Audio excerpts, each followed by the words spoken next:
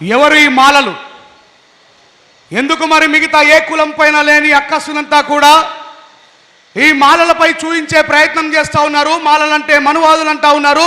మాలలు గత దశాబ్దాల కాలాల నుంచి రిజర్వేషన్లు దోసుకొని తింటున్నారని పలుకుతున్నటువంటి వాళ్ళకి సమాధానం చెప్పాల్సిన బాధ్యత మనపై ఉందా లేదా? మరి నిజంగా ఈ మాలలు ఏం చేశారనేటువంటి విషయాన్ని మనం తెలుసుకున్నామా? మాలల యొక్క చరిత్రని చదివామా? స్వయంగా మాలలమైనటువంటి మనము మన పూర్వీకులు మన కోసం చేసిన త్యాగాలు పోరాటాలు తెలుసుకున్నామా అంటే నాలాంటి వాళ్ళందరూ కూడా బాబాసాహెబ్ అంబేద్కర్ గారు చూయించిన మార్గంలో జనరల్ ఉద్యమాలలో పనిచేయడం ద్వారా మరి మాలల యొక్క చరిత్ర కనుమరుగయ్యేటువంటి ప్రమాదంలో పడింది. కాబట్టి మనకు తెలిసిన ఇప్పుడు దిగంబరన్న ఇంకా చాలామంది మాట్లాడుతూ 500 మహర్లు 28,000 మంది పేష్వాల్ని ఊచకోత కోసిరనేటువంటి మాటని మనం పదే పదే వింటూ ఉన్నాం. కానీ ఇప్పుడున్నటువంటి జనరేషన్ కంటే ముందున్న జనరేషన్ వాళ్ళు కులానికి మాలలైన ఈ సమాజం యొక్క అభివృద్ధి కోసం ఎంత పని చేశారనే విషయాన్ని ఒక్కొక్క వ్యక్తి ద్వారా మీకు తెలియజేసే ప్రయత్నం చేస్తాను. మనందరికీ తెలుసు, గొప్ప ప్రజాకవి గూడంజన్న. తెలుసా తెలియదా? ఇదే తెలంగాణ రాష్ట్రం యొక్క ఉద్యమం ఊవెత్తున ఎగిసిపడుతున్న నాడు మరి గూడంజన్న దగ్గరికి మన మాజీ ముఖ్యమంత్రి కేసీఆర్ గారు హరీష్ రావు గారిని పంపించి, అయ్యా ఆయన అద్భుతమైనటువంటి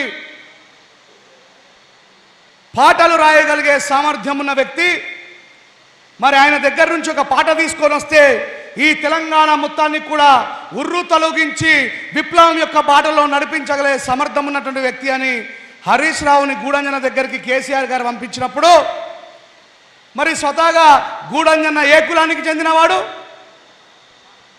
మాల కులానికి చెందినవాడు. మరి ఆయన ఏమని రాసిండు? మేము మాలోళ్ళమయ్యో తెలంగాణ కోసం పోరు చేస్తామయ్యో అని రాసిండా? పుడితే ఒకటి సత్య రెండు రాజుగా వరి రాజుగా ఎత్తుర తెలంగాణ జెండా రాజుగా వరి రాజుగా. ఇప్పుడు మాలలు మనువాదులు అంటున్నటువంటి పెదవులకు చెప్తున్నా, ఈ తెలంగాణ ఉద్యమానికి ఊపిరి పోసినోడు ఒక మాలోడే. మరి మేము మా కోసం రాసుకోలేదే? మాలలకు మాల పిచ్చి ఉంటే ఆ బాబాసాహెబ్ అంబేద్కర్ గారి రక్తము ఖనిజాలు మా లోపల లేకపోతే ఆ బాబాసాహెబ్ అంబేద్కర్ గారు ఆయన కంటే ముందు పోరాటం చేసిన ఎవ్వరు కూడా కుల పిచ్చిని పట్టుకొని వేలాడలేదు. దేశమే నాది, దేశంలో ఉన్న ప్రజలు నా కుటుంబం అనుకున్నారు. కాబట్టి గూడంజన కూడా అంత అద్భుతమైనటువంటి గీతాన్ని రాసింది మిత్రులారా. ఇకపోతే గదరన్న రిక్షా దొక్కే రైమన్న రాళ్ళు కొట్టే రామన్న డ్రైవరు మల్లన్న మాలీ కొమిరన్న నీకున్న ఆస్తంతా రెండు రెక్కలేనన్నా రెక్కలాడకపోతే డొక్క నిండా దోరన్న. రిక్షా దొక్కే మాలన్న రాళ్ళు కొట్టే మాలన్న అని రాసిండా? మరి గదరన్న ఏ కులానికి చెందినవాడు? మరి ఆ మాలైన మాలల కోసం రాసిండా? బాబాసాహెబ్ చూపిన బాటలో ఈ పీడిత ప్రజల కోసం రాసిండా? ఆఖరికి అదే గద్దరన్న కారం చెడు చుండూరులో మాలామాదిగల్ని ఊచకొతకు వస్తున్న నాడు బాంచెను బాంచేనంటూ గులాపోని దొర అంటూ ఎన్నాళ్ళు కూసుంటావు మాలన్నా నువ్వు ఎదురు తిరిగా వేందిరో మాదిగన్నా. అది మా కులానికి ఉన్న గొప్పతనం. ఎక్కడ కూడా వేర్పేటు వాదాన్ని మేము ఏర్పాటు చేయలేదు. ఎక్కడ కూడా ఎవరిని వేరు చేసి చూడలేదు. మిమ్మల్ని అందరినీ అన్నదమ్ములు అనుకున్నాం. కనుకే భారతదేశ ప్రజాస్వామ్య వ్యవస్థలో కారం చెడు చుండూరులో జరిగినటువంటి ఘటనల్ని ఢిల్లీ నడిబొట్టున ప్రజాస్వామ్యవాదంలో బాబాసాహెబ్ అంబేద్కర్ గారు చూయించిన భారత రాజ్యాంగ పోరాటాన్ని చేసి ప్రజా కోర్టు వేయించిన ఘనత ఒక బొజ్జ తారకం కత్తి పద్మారావు సార్లది. వాళ్ళు కూడా మాల వాళ్ళే. అయ్యా ఇదే రేంజర్ల రాజేష్ని, మీ కొడుకుని, మీ తమ్ముణ్ణి 17 సంవత్సరాల ఉద్యమ చరిత్రలో ఎప్పుడైనా నేను ఒక మాల సభలో కనిపించానా? బాబాసాహెబ్ అంబేద్కర్ గారు స్థాపించిన మాతృ సంస్థలో బాబాసాహెబ్ అంబేద్కర్ గారి సమతా సైనిక్ దళంలో పనిచేసి ఎంతో మంది మాదిగల మీద అన్యాయం జరిగితే పోరాటాన్ని చేసి వేలాది మందిని కూడగట్టి నేను జైలుకు పోయినటువంటి సంఘటనల్ని ఎన్నో చూశాను మిత్రులారా. నేను కూడా ఒక మాల కుటుంబంలో పుట్టినప్పటికీ కూడా బాబాసాహెబ్ అంబేద్కర్ గారి మార్గంలో నడిచి ఎక్కడ కూడా వీళ్ళేమో బాబాసాహెబ్ అంబేద్కర్ గారు ఫోటో పెట్టుకుంటారు, బాబాసాహెబ్ అంబేద్కర్ గారి వారసులం అంటారు. మొత్తం చేసేదంతా కూడా బాబాసాహెబ్ అంబేద్కర్ గారు కలిసి ఉండుమని చెప్పినరా, విడగొట్టుమని చెప్పినరా? విడగొట్టుమని చెప్పినోడు మనువాదా కాదా? చెప్పాలా గట్టిగా? విడగొట్టేవాడు మనువాదా కాదా? కలిపేవాడు బాబాసాహెబ్ అంబేద్కర్ వారసుడా కాదా? ఇప్పుడు చెప్పాలా, మనువాది ఎవడు, బాబాసాహెబ్ అంబేద్కర్ గారి వారసుడు ఎవడు? నేను పేరు కూడా తీసుకోను, నాకు అవసరం లేదు. మీకు అర్థమైందా కాలేదా? ఇప్పుడు ఈ మీడియా ద్వారా సమాజానికి కూడా అర్థమవుతుంది. అయ్యా,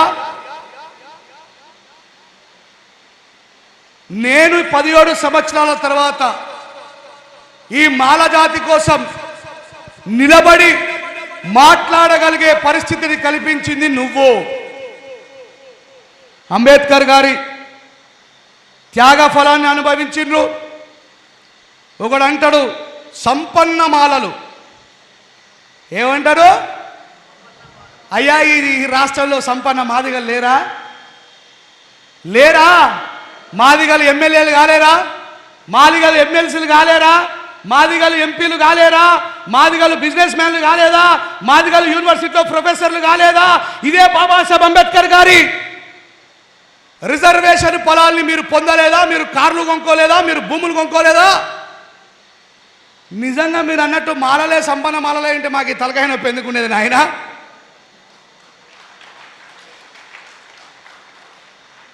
బాబాసాహెబ్ అంబేద్కర్ గారి పుణ్యఫలమని, బాబాసాహెబ్ అంబేద్కర్ గారి త్యాగ ఫలమని ఈ దేశంలో ఉన్నటువంటి పీడిత వర్గాలన్నీ కూడా అంటరాని స్థాయిలో నుంచి శాసించే స్థాయికి వచ్చాయి. నేను ఈరోజు అడుగుతున్నా, నేను మాలోడిగా పుడితే ఈ మాల సామాజిక వర్గాల కోసం దళితులలో మాలలు భాగస్వామ్యమా కాదా? చెప్పండి గట్టిగా. దళితుల్లో మాలోళ్ళు ఉన్నారా లేదా? మరి దళితుల ఏ కులం గురించి దక్కల కోసం మాట్లాడినా శభాష్ రాజేష్ అన్న, మాదిగల కోసం మాట్లాడినా శభాష్ రాజేష్ అన్న, సింధుల కోసం మాట్లాడినా శభాష్ రాజేష్ అన్న అని మాట్లాడతారు. మరి మాలల కోసం మాట్లాడితే ఎందుకు? ఇప్పుడు చెప్పాలా, కులపిచ్చి నాకున్నట్ట వాడుకున్నట్ట? మిగతా వాళ్ళ కోసం మాట్లాడినప్పుడేమో మెచ్చుకొని దండేస్తావు, మరి మాల సామాజిక వర్గాల కోసం మాట్లాడితేనేమో కులపిచ్చున్నట్టు. రెడ్డిల మీటింగ్ పెట్టుకోవచ్చు, వెలుమోళ్ళు వెలుమల మీటింగ్ పెట్టుకోవచ్చు, కమ్మోళ్ళు కమ్మల మీటింగ్ పెట్టుకోవచ్చు, ఆఖరికి మన మేనమామలైన బాపనోళ్ళు కూడా బాపనల మీటింగ్ పెట్టుకోవచ్చు. కానీ మాలలో మీటింగ్ పెట్టుకుంటే మాత్రం పెద్ద సమస్య. ఇది ఎక్కడి న్యాయం అండి? ఎందుకంటే వాళ్ళకి తెలుసు, మాలల లోపల ఉన్నటువంటి వ్యక్తులందరూ కూడా ఈ సామాజిక స్పృహ కలిగిన వాళ్ళు, సామాజిక అవగాహన కలిగిన వాళ్ళు ఎప్పుడు కూడా మిగతా సమాజాల కోసం ఒక్క క్షణం కూడా వేస్ట్ చేయకుండా ఆలోచిస్తారు. నేను ఇలా అడుగుతున్నా, మందకృష్ణ మాదిగన్న, మరి భారత రాజ్యాంగ వ్యతిరేకమైనటువంటి వర్గీకరణ ఉద్యమాన్ని కేవలం తెలంగాణ ఆంధ్రప్రదేశ్లో ఉన్న మాలలు మాత్రమే వ్యతిరేకిస్తున్నారా? మాయావతి మాదిగ సామాజిక వర్గానికి చెంది ఒక్కసారి కాదు, 2 సార్లు కాదు, 4 సార్లు సీఎం అయింది. భారతదేశానికి గుండెకాయ అయిన ఉత్తరప్రదేశ్కు సీఎం అయిన అందరికంటే ముందు మాయావతి గారే వర్గీకరణ వద్దంటున్నారు. మరి నువ్వు మాలల్ని మనువాదులను ఎట్లంటావు? నీ సామాజిక వర్గం నుంచి నిన్నగాక మొన్న నగీనా నుంచి ఎంపీ అయినటువంటి చంద్రశేఖర్ ఆజాద్ అదే ఉత్తరప్రదేశ్ నుంచి వచ్చినటువంటి వ్యక్తి. అది రాజ్యాంగ వ్యతిరేకము, బాబాసాహెబ్ అంబేద్కర్ గారి యొక్క రాజ్యాంగానికి విఘాతం కల్పిస్తుందని మరి మీ కులంలో ఉంటున్నటువంటి చంద్రశేఖర్ ఆజాద్ చమారు వ్యతిరేకిస్తున్నాడు. నువ్వు మాలల్ని మనవాళ్ళని ఎట్లంటావు? మరి ఈ పాపంలో భాగస్వామ్యం అంబేద్కర్ గారి ఫలాన్ని పొంది తిన్న అన్నంలోనే ఉచ్చబోసే లుచ్చనా కొడుకులు చాలామంది ఉన్నారు. ఒకడు అంటున్నాడు, బాబాసాహెబ్ అంబేద్కర్కి కూడా మాలల పిచ్చి లేకపోతే ఆయన మహర్లా సమావేశం ఎట్లా నిర్వహిస్తాడని.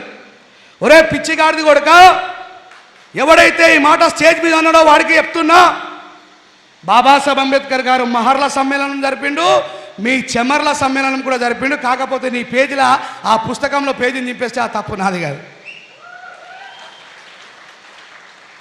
మరి బాబాసాహెబ్ అంబేద్కర్ గారు ఒకవేళ నిజంగానే మహర్ పిచ్చే ఉండి మహిళలకు మాత్రమే రాజ్యాంగం రాస్తే ఆర్టికల్ 340 ఎవరి కోసం రాశాడండి? బీసీల కోసం. There is the largest community in India, they are all living with their own hands. ఎవరైతే వాళ్ళ రెక్కల కష్టాన్ని నమ్ముకొని బతుకుతున్నారో ఈ దేశంలో అత్యంత సింహభాగమైనటువంటి బీసీలకు ఈ దేశంలో హక్కులు కావాలని బాబాసాహెబ్ అంబేద్కర్ గారు 52% రిజర్వేషన్ అందించిండు. మరి బాబాసాహెబ్ అంబేద్కర్ గారిని నువ్వు ఒక కులవాది అని ఎట్లా మాట్లాడతావు? అలాంటి వారిని మనం క్షమిద్దామా? చెప్పండి అయ్యా, క్షమిద్దామా? Who was the people doing segregation? The people needed must and should reservation. ఎవరైతే ఆటవిక జీవితాన్ని జీవిస్తున్నారో, అడవుల్లో పశువులాగా బ్రతుకుతున్నారో, జంతుజాలాలతో సమానంగా జీవిస్తున్నారో వాళ్ళని ప్రజాస్వామ్య వ్యవస్థలోకి తీసుకొని రావాలా, వాళ్ళని కూడా ప్రజాస్వామ్యంలో భాగం చేయాలని ఈ లంబాడాలను, కోయలను షెడ్యూల్ ట్రైబ్ పేరు మీద బాబాసాహెబ్ అంబేద్కర్